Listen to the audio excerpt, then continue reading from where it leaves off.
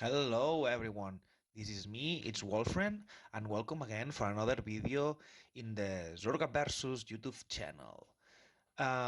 So this video took me a bit of time to do because I was waiting for the ban list to happen because I wasn't sure about what the bans would be. Like, I know everyone knew about the bans, but inside of me, I was kind of hoping for them to finally finally make a list that would be more adjusted to the necessity for the English format. In the end, they kind of did so, but it was not what I was expecting. So what I did was wait for it to come and then see and do this video, um, where we are going to talk about like the past BCS experience a bit, just to gather some conclusions. To be honest, I don't think like topping it's like so interesting. Like I always like to analyze what I do in those events and try to improve from that. Like just doing a video to show you the decklist I used again was not interesting for me to do, but taking some conclusions from the event and make some predictions for the future, it's definitely something I find it very interesting to do. So that's what we are going to do here. The video will have three parts.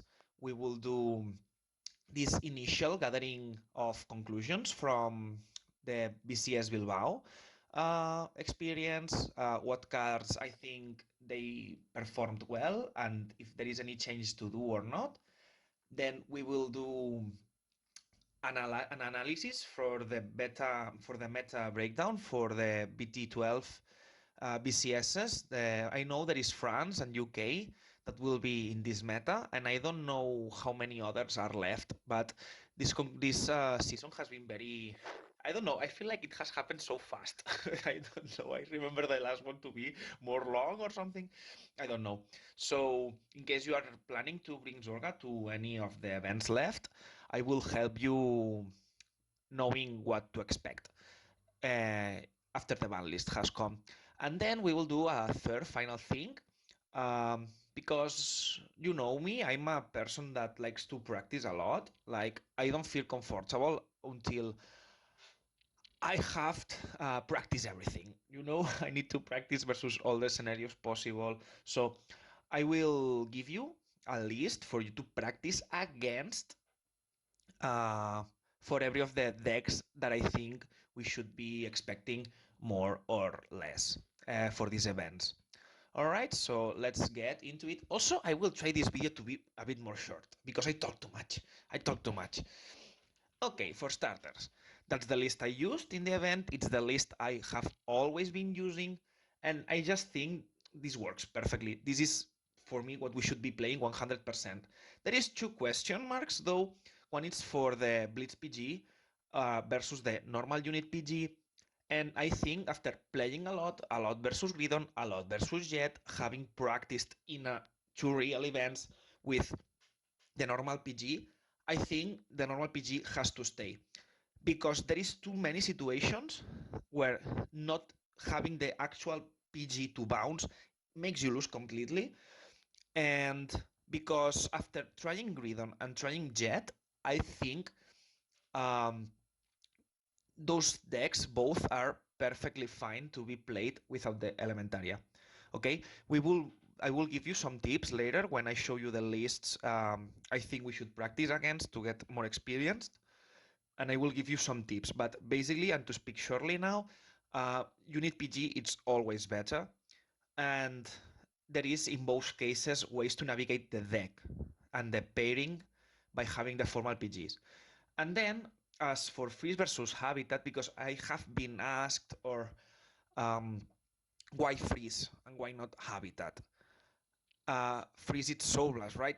It seems expensive, but the fact that again it makes your games more sustained on the long run, it's better because you can resource manage your soul properly with the persona rights and everything, and doing the proper bounces or using malice efficiently. Um, the car will work perfectly. Also knowing when to bind Zorga instead of using the cow to get the order, or knowing when not to go for a soulless one order will help you take the most use of this card. And it makes you have more copies of the cards, right? Because you don't have to call the Zorga from the deck. You can just revive it from the drop zone, right? Instead, like cards like Habitat, where you are losing the copy from the deck, and that makes them plays on the long run way better, because you can go, okay, I have 3 PGs in my deck, I will just grab the 4 from my drop zone, put it to hand, and I can still drive check another because I have the 3 left in my deck. So definitely the way to go. Personally, if you like Habitat more, for example, I have seen a list lately that runs 3 Habitats, 2 Evoleth. Okay, that's another way to do it. You can go for a more aggro-paced version. That's fine. If you like to have more control of the resources on the long run, I think Freeze is a very dope card. I'm not planning on taking it away from my deck anytime soon. Okay, so moving forward, here we have the decks that I think that will see them more play. Okay, this is not like those are the decks that are broken or something. No. It's just like Gandiva is out of the picture, Ulista's out of the picture. Okay, let's see what I think people believes to be the most powerful, and let's prepare accordingly. Okay, so we have the decks that you will see 100%, the decks that you might see, and the decks that, while it's hard to see them, you might want to have. Maybe play test some games in your home before going. I just like to respect my opponents, right? Okay, so I think like the 2 first decks this season, and I think I'm reconsidering because I put it the Bastion a bit below originally, but I think it's growing on popularity, and I think it should be not in hard to see, but maybe in might see or even in will see, because the deck, even without the owl, it's more decent than it seemed initially. But okay, let's not get ahead of myself. Let's just start with Gridon, which is the deck that has raised more on popularity lately. The deck, it's hiddenly very broken. I don't know what to say. Like, the deck is very good, and it's consistent enough. Like, for me, in a, I don't know, 8 rounds tournament, it will probably be like twice, and you can still fix some of those games, right? It's not as consistent as Zorga, but it's definitely consistent, and it will see a lot of play. And people, it's every time it keeps getting more catching up on that deck. However, now there is Orphis, which is a deck that I think like it's weird because people think like things that Orphis picks a lot, but to me, Orphis is like very solid because okay, the God Hands won't happen as usually the games where you have everything, but I think you have enough every game to play it, and it's a deck that I said it in my previous video, and actually it topped sometimes. Um, these past weeks, but it definitely is a deck to practice. I think those decks are the ones that are going to see the most play because they are good by themselves and they can beat everything on the picture. So that's obviously good reasons to play it. Then we have Minerva, though, which was a very good deck previously, but I think that the fact that Willista and Gandiva are out of the picture makes it a bit worse because it's not really great versus Gridon, and I think Orphis can break your face very fast, right? Before you can even, like, you have one turn to one-shot Orphis, and I think you are losing right after. I don't know. I think it's not as good because Gandiva and Willista were actually not as good as people would think they were, and Minerva had a bit more of a breathing room to play versus those decks, but I think it's not the case anymore versus the 2 decks that are seeing more representation. Then there is Zorga. For me, Zorga is the best deck. I think it's the deck that pays off better if you can use it well, but people doesn't play it for some reason, all right? We do play it. We're in this channel because we like the deck and we play it a lot, but nobody else does. So, like, I'm coping a bit and putting it in yellow, but honestly, I have never played versus Zorga. Like, never. Like, maybe in my locals, 3, 4 times. Or if I ask someone personally to play the deck against me, but nobody does play it in tournaments. Like, there is always 2 or 3. There is very low chances. But I think you might want to practice that. Then we have Jet. that suffers from the same from Minerva, but the thing, I mean, there is two decks less to choose, right? People will move into other ones. So I think those five should be the first people would pick, even if they are not as good as they were. I think Jet suffers from the same that Minerva does. The two decks that he was good against are no longer in the picture, and Orphist and Gridon are the most benefited decks. Yeah, benefited. Well, I don't know. I can't speak English. Sorry. And then we will see some of the lists that are for decks that, okay, they are not as good because they are not as solid, but they can definitely have a good role and you might encounter them. Lately, we have seen PBO topping, which I think it's basically, well, I think it's very similar to Bastion. Like you have the 4 attacks and you can move the drive checks from rears, so there is a lot of pressure. Then we have the Kitty, Omina Gruzio, and Dredgeworld. I think those decks are good picks you can make if you understand the decks and you are lucky enough. Okay, so these decks, it's not that they are super bad, it's just that they don't work enough. Like there is this risk when you pick them. And then there is the 4 decks below, which I think you might want to practice against at some point, because it's always good to have the practice. I don't know. Personally, I promise I don't feel comfortable if I don't have played at least no 5 games with versus every deck to understand, to know, so I do not do a misplay and lose the game. Okay, so let's now move into some of the deck lists we have here. Those are just suggestions. I would make you to practice again. Those will be the decks I practice again, if that makes any sense. So let's move into that. Okay, first of all, let's start with Orfest. This list is the one that won in Malaysia, I think, or not in Malaysia, in Houston? I don't know. Somewhere. This list won somewhere. Okay. I've seen in this season 2 ways of playing this deck. I think this is the best way. You just go for Opart instead of Gurunder, which is a not as good card in this archetype, I think. Um, and I think you can play this list with 2 variations. Personally, I would always run the fourth apart instead of either Regis or the second Overcoming. And then you just make that choice. You either run one Regis and one Overcoming, or 2 Overcomings, right? But apart, it's always at a 4 personally.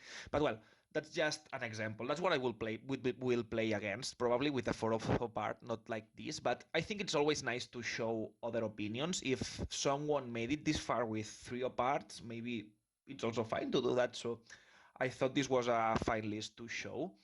Also, you can see there is some tips on the right. Here I cannot or I won't cover a very in detailed matchup guide, but I will give you some tips. If you really want to see a video about a complete full in-depth guide to fight a pairing, let me know. And on the comments, and I will try to do it slowly because it's something like I really want to do, but I want to do it so well that I cannot seem to start, or I don't know how to start, how to do it, but I definitely want to start doing that. So maybe that's a good moment. Let me know in comments if there is some pairing you are very interested into fighting, and I will try to cover all the aspects, going first, going second, strategies, tips, tricks. Okay. Here I show you 2 tips. Basically, if you want to beat versus Farfist, you need to beat or win the game on the grade 2 stage of the game.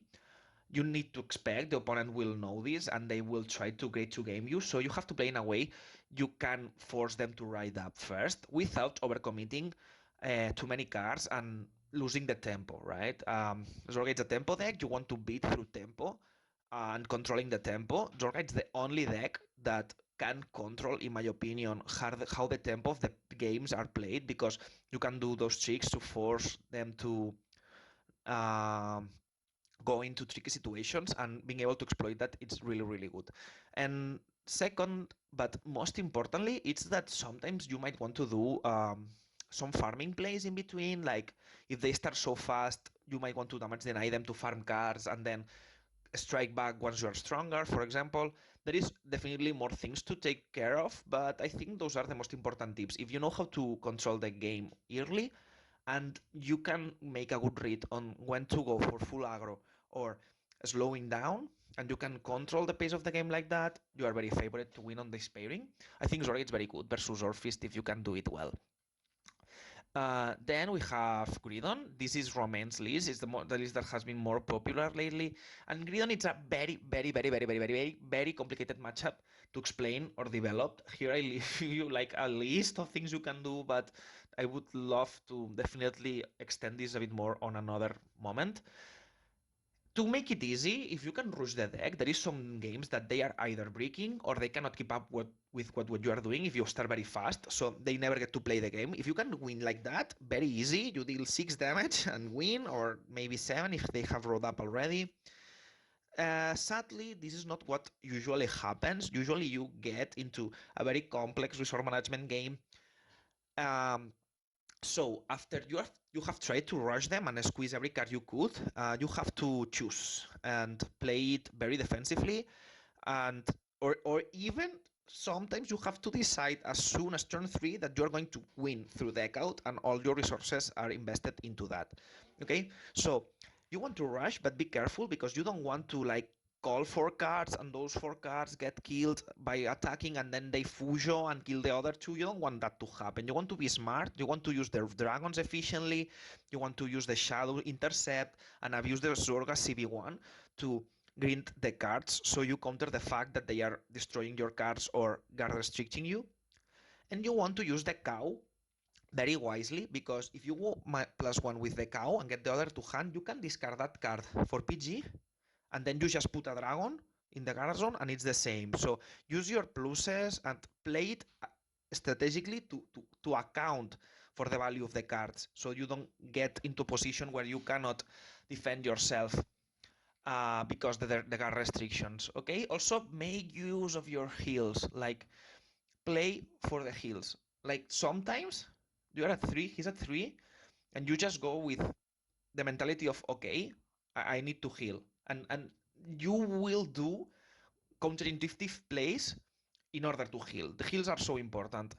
And also, like Orphist, Gridon can be controlled through tempo, because you can not let them play early, and once you are farmed on cards, you can push more, and then they are so pressured because you can survive more. You have saved cards because they couldn't exploit everything you were doing because you gave them no CB, and then their clock is ticking because they are about to run out of cards in the deck, and dealing damage will help you not to kill them at 7 but to deck them out, like it's 6 cards less they have in deck. Take that into account when playing. Let's move on into Minerva. Um, this deck, I think like this deck has a problem, right? Because if they high roll and they can like smash your face and you die and you're very sad, but there is this point where you can kill the deck because it's canon glassy enough. If you have a very good early game, if you can do that, you just do that. But be wary that if you give a lot of CB and you don't kill them, then there is these situations where they can just like do 4 camomiles and you are very fucked. So there is this other way of playing that, which is like you just CB deny them, you farm a lot, they cannot never kill you, you deal 1 damage, kill cards, 1 damage, kill cards, and because they have to guard the RPDs because they will have crits or something, you can still take cards from them while you don't lose on your own card advantage until you can kill them eventually because you have just outrun them of cards. Okay, then there is Jet. This is the most standard list I think there is. That's what I would play against. Overall, those are lists that, I don't know, they don't do tricky things, right? They have just 4 copies of the good cards, etc., etc. No cat, no generic Greek 3. So, as for Jet, as for playing against him, I don't know. I think it's just important to try to win the Grade 2 game.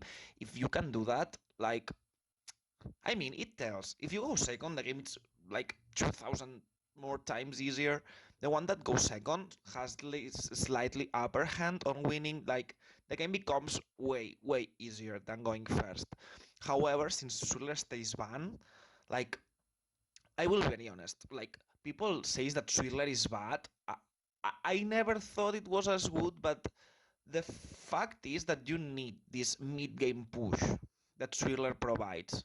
Otherwise, it's so easy to stay away from next stage killing potential, and the deck takes 3 years to kill you. Like, I know it's not such a loss, but I really think like you didn't need Swirler to beat either Gandiva or Willista, but I think you need Swirler to beat like Gridon. Like I don't think you can beat Gridon even with Swirler. I don't think you can kill Zorga without Swirler. I don't think you can even beat Orphist in general. So um this deck, as I said, is like falls like in this Minerva position where the decks it was good against are no longer a thing. But yeah, basically what we have to do to beat this deck, it's if we go second, we just are very happy. Try to stay away from next stage, killing range, and if we go first, we want to play the grade 2 game smoothly, make them ride up first, make them become very slow. Let's move into the next one, which is Omina Crucio, I think. Yes, it is. Um, to beat this, like now we move into the decks that are not as good. From now on, I will just more so focus on giving you the list and explain why I think this list may work.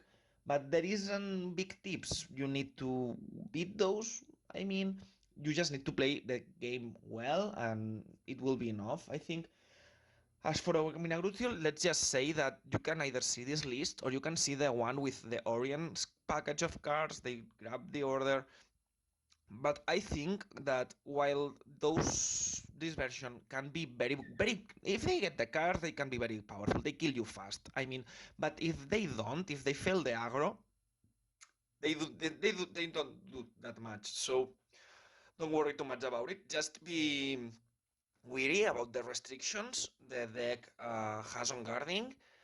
uh, Try to you want to do the opposite than versus other decks. And with other decks, you want to use the cards, keep space for the defensives, and mitigate the potential of they have by doing that. But here it's a bit of the opposite because they will deny the 10k power from your heals.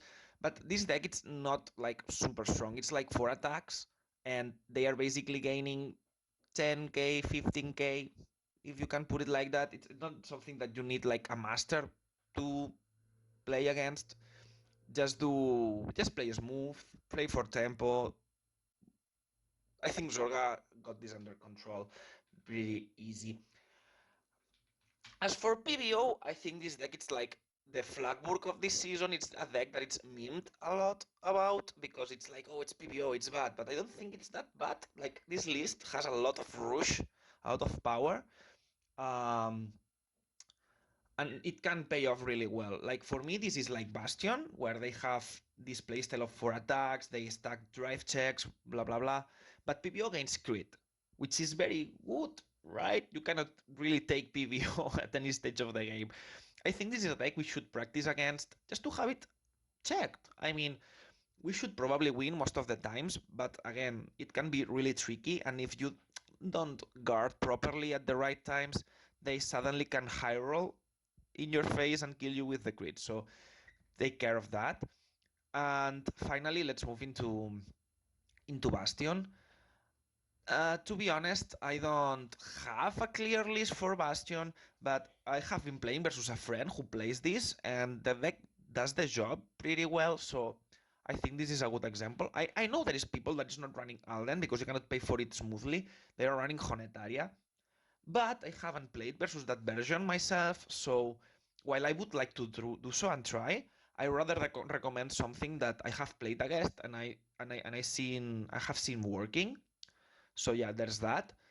Personally, after playing versus that, I think the great ones are fine. They add something to you, like you can have the boosters, even if you don't have the other cards that give you boost, and you can play a bit rushy if you want. What I felt is that the painkillers boost, it's not super meaningful because most decks, like, I don't know, I played Orphist, and you need the CV anyway, so the boosters really don't really matter, but I think it's still good to have the extra draw potential and have access to the 20k shields. So without putting my hand on the fire saying this is the best possible list, I think this is a very good list and it's worth trying against if you want. You can also try the build if you want. It's from a friend. It works. So yeah.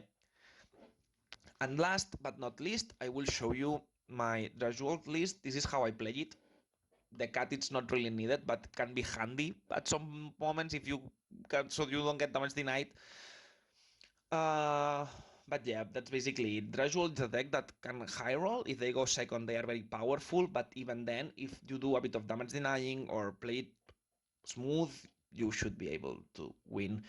As for the other decks, I think they are decks that I do either not have a clear vision on how they will be played, nor I expect them to see enough to worry, or they are decks that are already known, like Eva, so I don't think there is much to discuss there. Maybe the Sojo Doji. No, it's not Sojo Doji. Wait, the Snake. Snake Sojo, Snake Sojo Doji. Maybe we should take care a bit for it. But I haven't been able to have a list for that either, so yeah, that's it. The most important information, I think it's the first 5 decks I shown you, and you should be fine. If you like, I don't know, I would like play 20 games versus every of the first decks, which is a lot of games, I know, but I'm okay. Let's just do 10 maybe, and then I think you want to for sure have tried a few games versus some of the last ones, even Exaorb, even Eva. We do not practice enough, right? There is always more practice to do. Okay, so that's all for today video. I hope I managed to make it a bit shorter. I hope that was of your interest. If you have uh, more interest for a more in-depth coverage for any of the decks here or any other, just let me know in the comments and I will make a video about it. Okay, well, that's all for today. Let's see how do we do in France and how do we do in Cardiff. Overall it's been a very nice season for me because the deck it's very good and it's very fun and I always love playing it. I will try to get a top 3 and I will go to Japan also because I really want to represent Zorga for BT13 because the deck gets even better and I'm so happy. I would really love to be able to do that, so I will try my best to get this invite in France and Cardiff. Well, hope you enjoyed and see you soon.